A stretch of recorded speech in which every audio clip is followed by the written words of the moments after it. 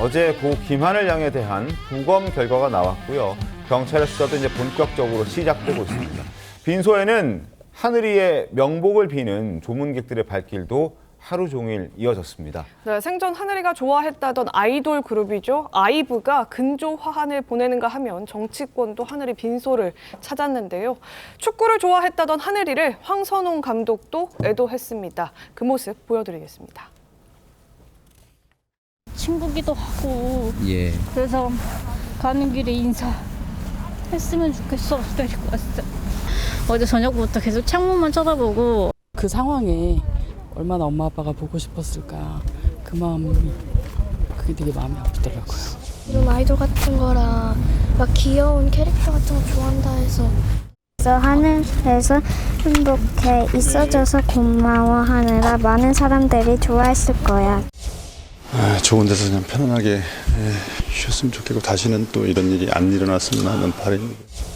이 하늘이 사건과 같은 일이 다시는 일어나지 않도록 엄정하게 수사해서 더 이상 피해가 또 고통이 커지지 않도록 조치해 주시면 좋겠습니다. 명복을 빕니다.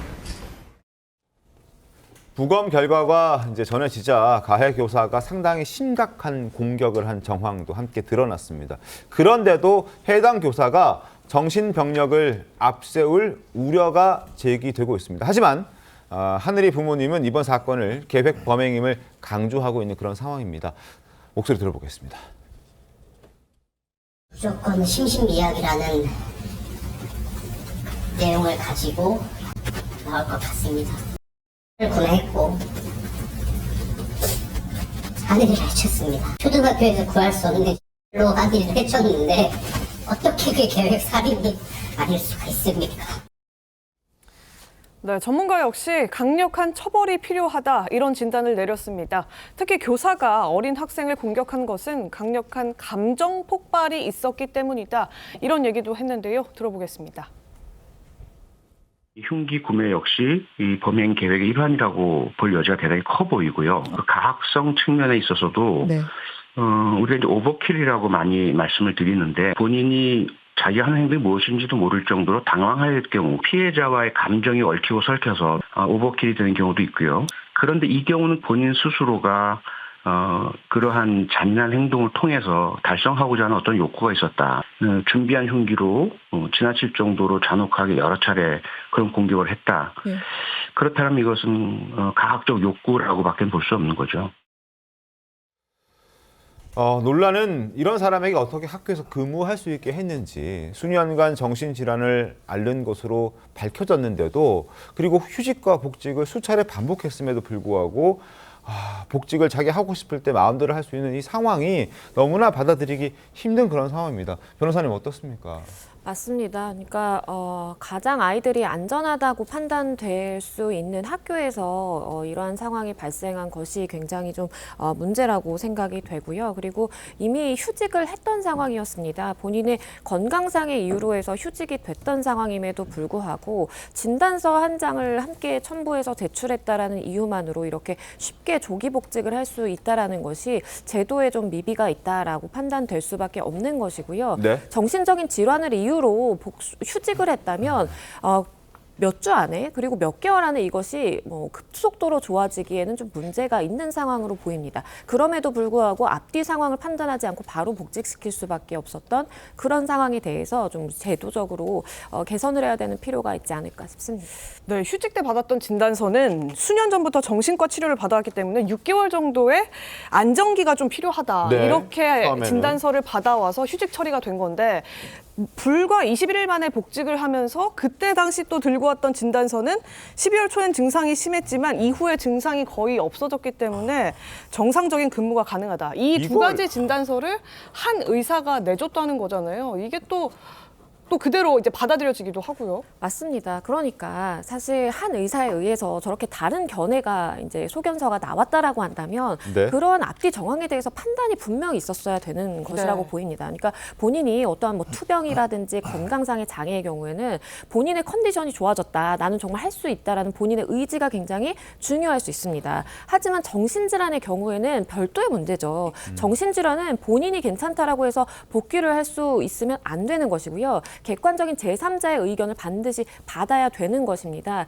그런데 객관적인 제3자의 의견이라고 해서 받은 것이 그 의사의 소견서인데 애초에는 6개월의 시간이 필요하다고 했다가 갑자기 3주 만에 이 상황이 나아졌다라는 것은 그에 대한 근거가 명확하지 않는 이상 납득이 되지 않는 것이고요. 그렇기 때문에 교육청에서도 우리는 청원 휴직이었기 때문에 본인이 질병상의 이유를 들었지만 원하면 사실 진단서 하나만 첨부하면 된다라고 끝날 것이 아니라 이 기회에 이러한 부분에 대해서 아이들과 만나는 자리잖아요. 네. 접점에 있는 교사이다 보니까 이 부분에 대한 제도 개선은 반드시 필요하다라고 보입니다. 그래서 부랴부랴 지금 교육부가 지금 하늘이법을 추진하겠다 이런 목소리를 내고 있습니다.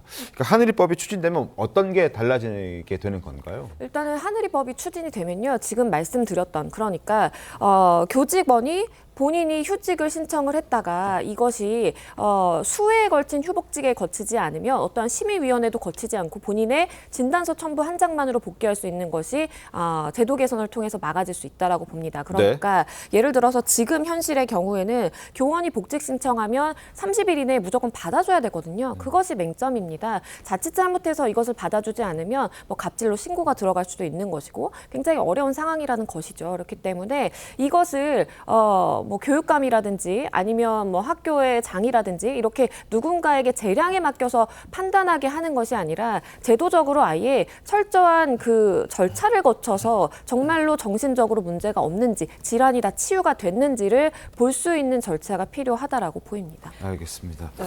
자, 늘 이렇게 사후 약방문식 참 답답하다는 생각도 듭니다. 어쨌든 이번에 이렇게 된 데는 여러 가지 문제점이 지금 제기되고 있고 이걸 고쳐 나가야 된다는 아마 생각은 많은 사람이 하고 계실 것 같은데 외국의 경우는 어떻게 좀 되고 있습니까, 김상현 평론가님?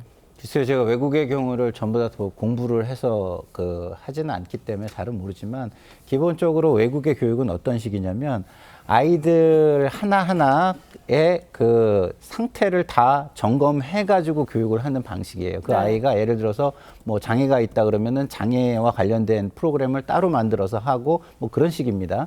근데 이런 거죠. 이런 질병도 저는 교육계에서는 교육과 관련해서 교육의 그 보호와 교육의 대상인 아이들에게 어떤 영향을 미치는 질병인지를 따져봤어야 됐다고 교사의 생각해요. 질병이 어떤 그렇죠. 질병이었느냐. 네. 그냥 본인 개인이 앓고 말고 회복되고 그러고 병 자체가 다른 사람에게는 영향이 없는 질병도 있을 수 있고 그리고 내가 교육하는 아이들, 보호해야 되는 아이들에게 영향이 미칠 수 있는 질병일 수도 있잖아요. 근데 이런 것들을 꼼꼼히 따져보지 않는 거죠. 근데 외국에는 제가 잘은 모르지만 만약에 이런 것이 있다면 그것이 그 하나하나의 사안이 어떤 파급 효과를 갖고 주변에 어떤 영향을 미치는지를 따져서 제도를 정할 거라고 저는 봐요. 그러니까 질병도 정신질환이냐 아니면 신체적 질환이냐에 따라 다른 거잖아요. 신체적 질환인 거는 정말 개인이 고통을 이기고 극복해야 되는 상황인 거지만 스스로 감내하는 거지만 그렇죠.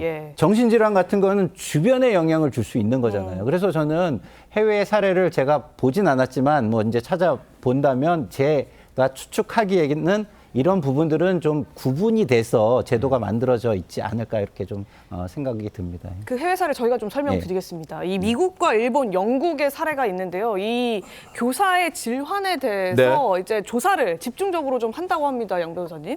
맞습니다. 미국의 경우에는요. 코로나 사태 이후에 교사의 정신 건강에 대해서 매년 조사를 하고요. 일본의 경우에도 교사의 우울증에 대해서 대응하기 위해서 주기적으로 건강 조사를 합니다.